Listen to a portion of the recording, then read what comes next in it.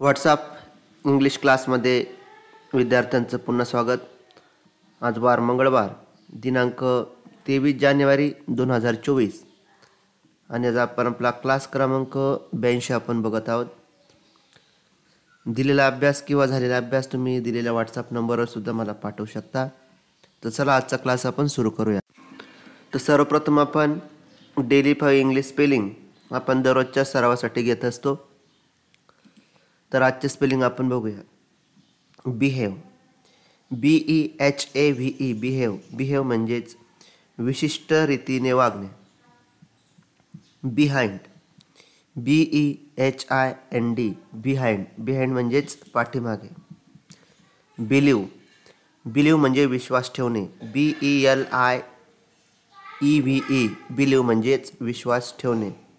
Bell, BELL, bell म्हणजेच घंटा. Belong, BELONG, belong म्हणजे एखादी वस्तू एखाद्याच्या मालकीची असणे, त्याला आपण बिलॉंग असे म्हणतो.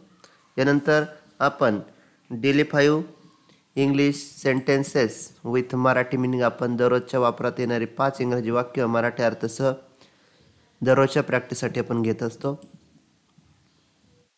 तर आजचे वाक्य आपण बघूया. तू किती छान दिसतोस. तर त्याला आपण इंग्लिशमध्ये म्हणतो यू लुक सो कूल. तू किती छान दिसतोस. You look so cool. तू माझ्याकडे बघितलंस. You looked at me. तू माझ्याकडे बघितलंस. You looked at me. तू कधीच ऐकत नाहीस. यू नेव्हर लिसन. तू कधीच ऐकत नाहीस. यू नेव्हर लिसन. तुला झोपायला पाहिजे. You should sleep. तुला झोपायला पाहिजे. You should sleep. काम झालं होतं. The work is done. काम झालं होतं. The work is done. तशा पद्धतीने आपण दररोज वापरत येणारी 5 इंग्रजी वाक्य आपण बघितलेली आहे.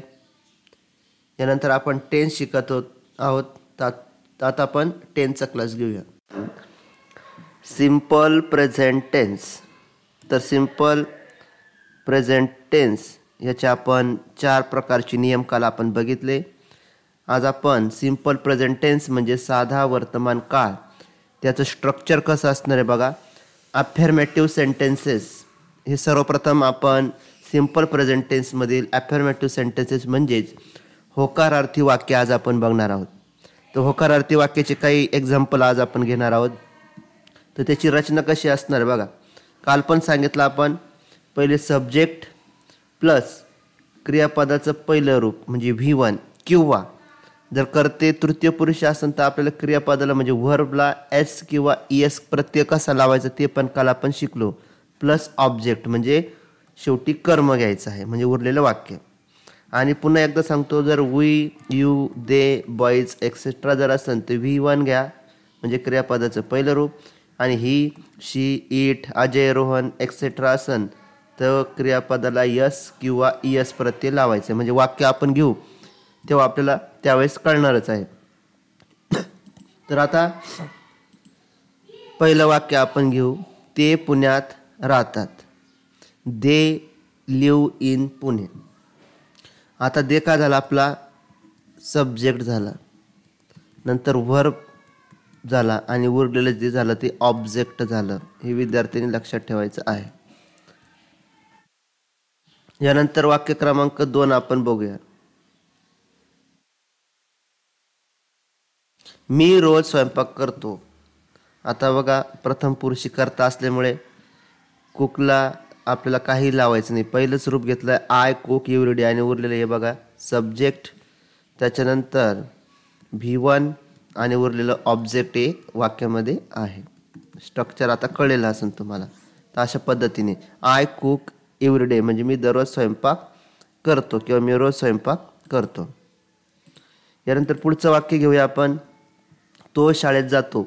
आता ही तुम्हाला सांगितलं जर ही, शी, इट असे करते असेल तर क्रियापद गो आणि इथं का आलेलं बघा ओ आलेलं आहे म्हणजे आपल्याला क्रियापदाला ES प्रत्यय लावलेलं आहे बघा. गोला गोज.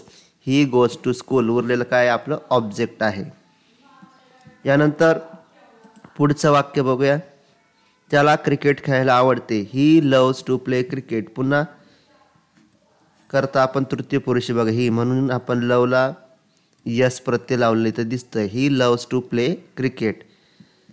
आपण बघितलं होतं की कोणत्या कर्त्यांच्या समोर एस किंवा एस प्रत्यय लावायचं. ती नियम जर तुम्हाला कळत नसेल तर तुम्ही एकदा पुन्हा कालच्या क्लासचं तुम्ही वाचून घ्यायचं आहे. पुढचं वाक्य बघूया. महेश खूप पटकन बोलतो. जर नाव जरी असेल तर त्या क्रियापदाच्या पुढे V1 म्हणजे क्रियापदाच्या पुढे आपल्याला यस प्रत्यय लावायचे. टॉक म्हणजे बोलणे आणि त्याला यस प्रत्यय लावलेला दिसतोय आपण बघा. महेश इथं यस लागलं बघा. Talks very fast. उरलेलं ऑब्जेक्ट आहे. महेश आपला सब्जेक्ट आहे म्हणजे कर्ता आहे वाक्यामध्ये. तर महेश खूप पटकन बोलतो. अजून काही होकारार्थी वाक्य आहे सर्वची सर्व. आपण होकारार्थी वाक्य घेतलेले आहेत पूर्ण सरावासाठी. पुढचं वाक्य आहे माझा मित्र चवदार पदार्थ बनवतो. माय फ्रेंड्स कुक्स टेस्टी फूड. माय फ्रेंड सब्जेक्ट झाला V1 आणि त्याला काय झालं यस प्रत्यय लागलं आणि उरलेलं काय झालं ऑब्जेक्ट झालं. हे विद्यार्थ्यांनी पुन्हा एकदा हे स्ट्रक्चर आपलं लक्षात ठेवायचं आहे. पुन्हा पुढचं वाक्य बघूया. तो सकाळी लवकर उठतो. पुन्हा करता तृतीय पुरुषी ही. गेटला लागला आपलं yes Pratyaya. He gets up early in the morning. Subject इथं V1 त्याला यस प्रत्यय आणि उरलेलं काय आपलं ऑब्जेक्ट आहे. पुढचं वाक्य आपण बघूया. मी पत्र लिहितो. I write a letter. प्रथम पुरुषी करता आहे स्वतः म्हणून क्रियापदाला यस किंवा यस प्रत्यय लागलेला नाही. I write a letter. मी पत्र लिहितो. हे सर्वचे सर्व आपण सिंपल प्रेझेंट टेन्स म्हणजे साध्या वर्तमान काळातले वाक्य, त्याचं स्ट्रक्चर म्हणजेच कशा नियमाप्रमाणे बोलले जातं किंवा लिहिलं जातं हे लक्षात ठेवायचं आहे. पुढचं वाक्य येथे दररोज पाऊस पडतो. येथे दररोज पाऊस पडतो. इटच्या पुढं आपल्याला सांगितलेलं होतं की कर्त्यानंतर इट करता असेल तर त्याला यस प्रत्यय लावायचं. इथं लावलेलं आहे बघा. It rains every day here. येथे दररोज पाऊस पडतो. त्यानंतर आम्ही दररोज स्वयंपाक करतो. We cook every day. We प्रथम पुरुष आहे म्हणून यसचा गरज नाही. कुक हे आपलं V1 झालं म्हणजे क्रियापदाचं पहिलं रूप आणि उरलं ते एव्हरी डे हे ऑब्जेक्ट झालं. आम्ही दररोज स्वयंपाक करतो. आणि परत आपण शेवटचे 5 वाक्य आजच्या क्लासचे आपण बघणार आहोत.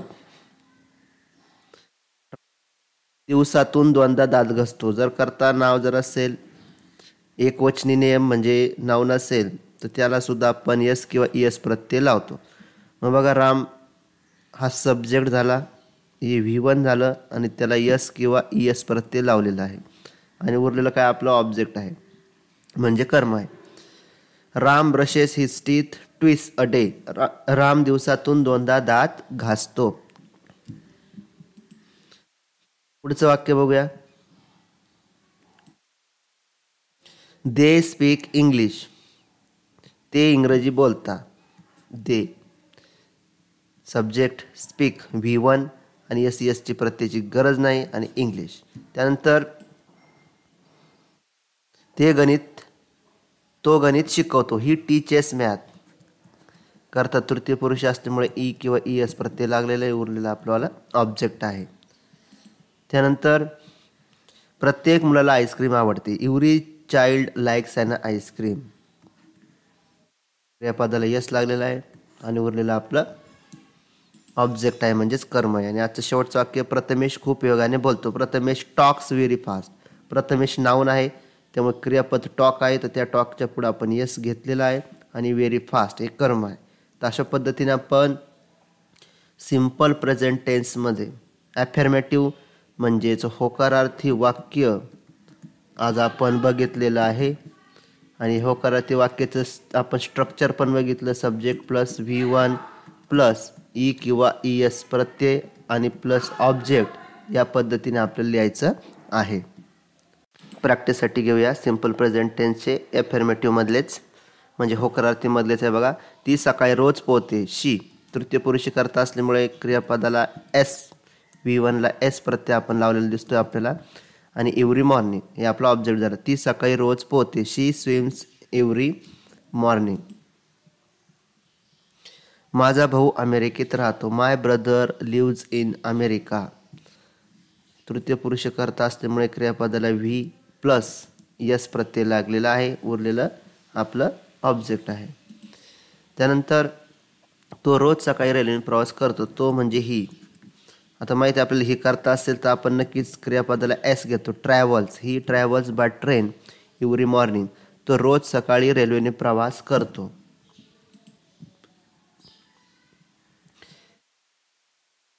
वेगाने चालते. ची तृतीय पुरुष कर्ते जर असेल तर वॉक्स.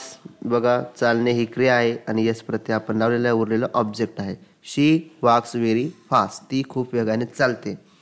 आणि आजचं शेवटचं वाक्य आपण घेऊया. आम्ही दर शनिवारी मंदिरात जातो. We go to a temple every Saturday. प्रथम पुरुष कर्ता असल्यामुळे गोला कोणत्याही प्रकारचं प्रत्यय यस किंवा यसचं लागलेलं नाही. आणि उरलेलं जे आहे टेम्पल एव्हरी सॅटरडे ते वाक्यातलं काय आहे आपलं ऑब्जेक्ट आहे. आणि वी आपला काय आहे सब्जेक्ट आहे. गो आपलं V1 आहे. आणि उरलेलं जे पूर्ण वाक्य आहे ते आपलं ऑब्जेक्ट आहे. अशा पद्धतीने आपले सिंपल प्रेझेंट टेन्स ॲफर्मेटिव्ह होकारार्थी वाक्य कसे असतात, त्याची रचना कशी असते ते आपण आजच्या क्लासला बघितलेली आहे. तर उद्याच्या क्लासमध्ये काही वाक्य आपण प्रश्नार्थ काही निगेटिव्ह घेण्याचा प्रयत्न करू. ते थोडेसेच घेऊया म्हणजे क्लास पण आपला जास्त मोठा होणार नाही. तर भेटूया आपण उद्याच्या क्लासमध्ये.